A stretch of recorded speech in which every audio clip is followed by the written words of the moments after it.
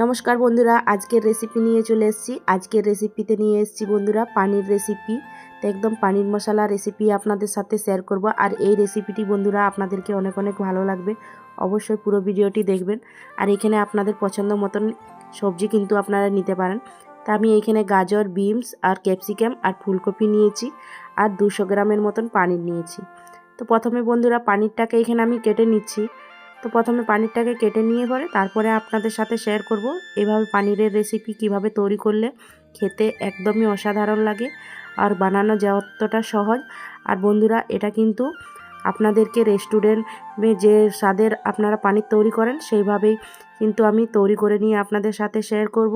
আর বন্ধুরা ঘরেলু কিছু উপকরণ দিয়ে নিয়ে অনেকটা টেস্টি রেসিপি পানিরের আমি আপনাদের সাথে শেয়ার করব বন্ধুরা। প্রথমে পানিরটাকে খুব ভালোভাবে কেটে নিয়েছি। তো এখানে খুব ভালো করে কাটা হয়ে গেছে। এখন চলে যাচ্ছি গ্যাসের দিকে। তো একটা কড়া বসিয়ে নিয়ে গ্যাসের মধ্যে এখন খুব ভালোভাবে কড়াটা গরম হয়ে গেছে। এখন দিয়ে দিলাম পরিমাণ মতো সরষার তেল। তেলটাকে কড়াইয়ের মধ্যে খুব ভালোভাবে মিশিয়ে এইভাবে করে নিয়ে তেল এখন খুব ভালো করে গরম হয়ে গেছে। এখন কেটে রাখা পানিরটা তেলের মধ্যে দিয়ে দিচ্ছি। তো কেটে রাখা পানিরটা দিয়ে নিয়ে 1 থেকে 1.5 মিনিটের মতো খুব ভালোভাবে হালকা করে চালিয়ে এভাবে করে নিয়ে এখন পানিরটাকে ভেজে তুলে নেব। তো দেখুন এভাবে লাল লাল করে নিয়ে হালকা আমি ভেজে নিয়েছি, এখন তুলে নিচ্ছি। আর বন্ধুরা এই পানিরটাকে আমি কিছুক্ষণের জন্য জলের মধ্যে দিয়ে দেব, তাহলে পানিরটা খুব ভালোভাবে নরম সফট থাকবে।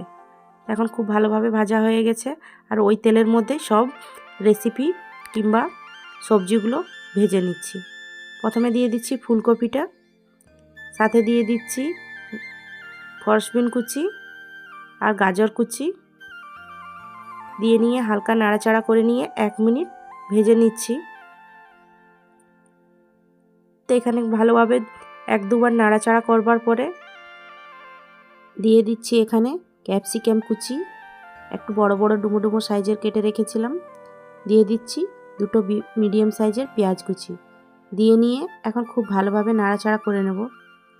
আর এটাকে বেশিক্ষণ ভাজার দরকার নেই, হালকা 1 থেকে 1.5 মিনিট ভাজলেই হয়ে যাবে। তো এখানে স্বাদ মতো দিয়ে দিলাম নুনটা দিয়ে নিয়ে আরও খুব ভালোভাবে নাড়াচাড়া করে নিয়ে এইভাবে করে নিয়ে ভেজে নিলাম।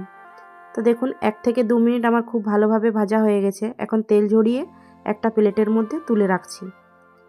আর বন্ধুরা অনেকটা পরিমাণ তেল কিন্তু আমার এখানে বেঁচে গেছে।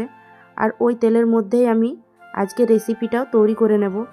আর একদমই অন্যরকমভাবে তৈরি করব, যেহেতু একদম কম তেল মশলার মধ্যেই তৈরি করে নেব আজকে সুপার টেস্টি পানিরের রেসিপি। তো এখানে হাফ চামচের মতো জিরা আর একটা শুকনো লঙ্কা তেলের মধ্যে দিয়ে নাড়াচাড়া করে নিলাম। মিডিয়াম সাইজের 2টো পেঁয়াজ কুচি একদম ছোট ছোট করে কেটে নিয়েছিলাম, সেটা তেলের মধ্যে দিয়ে দিলাম 2-4টা কাঁচা লঙ্কা কুচি এভাবে করে কেটে নিয়েছি। ঝালটা আপনাদের পরিমাণ মতো দিয়ে নেবেন, কতটা খেতে পছন্দ করেন। তা 1 মিনিট নাড়াচাড়া করে নিয়ে ভেজে নিয়েছি। দিয়ে দিচ্ছি এখন আদা বাটা, রসুন বাটা তেলের মধ্যে দিয়ে নিয়ে এখন খুব আদা রসুনের পেস্ট দিয়ে নিয়ে এখন খুব ভালোভাবে 1 থেকে 1.5 মিনিট ভেজে নিয়ে কাঁচা গন্ধটা চলে গেলেই কিন্তু খুব ভালোভাবে ভাজাটা হয়ে যাবে। এখানে দিয়ে দিলাম 2টো মিডিয়াম সাইজের টমেটোর পেস্ট দিয়ে নিয়ে আবারও খুব ভালোভাবে 1 মিনিটের মতো ভেজে নিচ্ছি।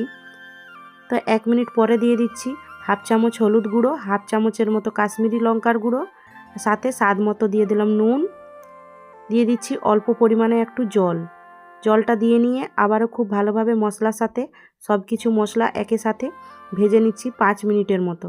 তো 5 মিনিট পরে এখন খুব ভালোভাবে মশলাটা ভাজা হয়ে যাবার পরে এখানে ভেজে রেখেছিলাম যে ক্যাপসিকাম, ফুলকপি, গাজর, বিনস সব কিছু একসাথে মশলার মধ্যে এখন দিয়ে দিচ্ছি।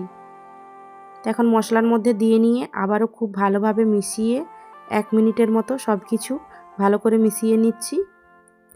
তো এখন বন্ধুরা খুব ভালোভাবে 1 মিনিট মেশানো হয়ে গেছে। আর পানিরটাকে যে ভেজে রেখেছিলাম হালকা করে, সেটা আমি জলের মধ্যে দিয়ে রেখেছিলাম যে কোনোভাবে সফট হয়ে থাকে তার জন্য। তো এখন পানিরের জল আর পানির সব সমেত এখন দিয়ে দিলাম মশলার মধ্যে, দিয়ে নিয়ে এখন খুব ভালোভাবে নাড়াচাড়া করে নিচ্ছি এভাবে করে মিশিয়ে। তো এখন খুব ভালোভাবে 1 মিনিটের মতো সব কিছু উপকরণ আমি মিশিয়ে নিয়েছি। এখন দিয়ে দিচ্ছি আগে থাকতে ভেজে রেখেছিলাম জিরে গুঁড়ো আর ধনে গুঁড়ো। তো সেটা আমি ভালোভাবে পিষে নিয়েছি। তো এখন উপর থেকে এভাবে ছিটিয়ে দিচ্ছি। তো এখানে ছিটানোর পরে এখানে দিয়ে দিচ্ছি স্বাদ অনুযায়ী চিনি। তো হাফ চামচের মতো এখানে চিনিও দিয়েছি। তো চিনিটা দিলে খেতে খুবই ভালো টেস্ট লাগে। তো এটা দিয়ে নিয়ে খুব ভালোভাবে নাড়াচাড়া করে 2 থেকে 3 মিনিটের জন্য ঢাকা দিয়ে দিলাম। তো 2 থেকে 3 মিনিট পরে ঢাকনটা খুলে নিয়ে দেখে নিচ্ছি এখন। তো দেখুন বন্ধুরা, এটা খুব সুন্দরভাবে তৈরি হয়ে গেছে। অনেকটা পরিমাণ জল শুকিয়ে গেছে, আর এটা মাখো মাখো করে নিয়েই তৈরি করে নেব। উপর থেকে দিয়ে দিচ্ছি গরম মশলা বাটা। তো আমি বেটে রেখেছিলাম, সেটা এখন দিলাম। দিয়ে নিয়ে উপর থেকে কিছুটা পরিমাণ ধনেপাতা কুচি দিয়ে নিয়ে আর খুব ভালোভাবে নাড়াচাড়া করে নিয়ে এখন বন্ধুরা রেসিপি একদম তৈরি হয়ে গেছে।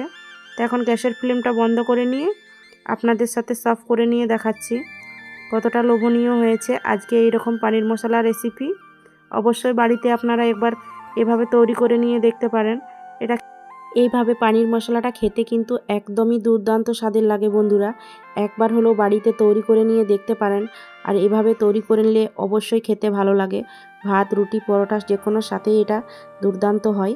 আর বন্ধুরা, আমি যে কিছু রেসিপি আপনাদের সাথে শেয়ার করবার চেষ্টা করি ঘরেলু কিছু উপকরণ দিয়ে নিয়েই চেষ্টা করি যে আপনাদের কাছে ভালো হোক কিংবা অনেকটা টেস্টি স্বাদের হোক, সেইভাবেই আমি রেসিপিগুলো শেয়ার করি। আর বন্ধুরা, আমার রেসিপিগুলো আপনাদেরকে কেমন লাগে অবশ্যই কমেন্টের মাধ্যমে জানাতে ভুলবেন না। আর বন্ধুরা, কে কোথা থেকে বলছেন অবশ্যই সেটাও কমেন্টে জানাতে ভুলবেন না। আর আজকের রেসিপি যদি আপনাদের কাছে ভালো লেগে থাকে বন্ধুরা, তো অবশ্যই একটি লাইক দিয়ে নিয়ে আমার পাশেই থাকবেন। আর পরবর্তীকালে আবার কিছু রেসিপি নিয়ে আপনাদের কাছে চলে আসবো। আপনারা সকলে ভালো থাকুন, সুস্থ থাকুন। টাটা।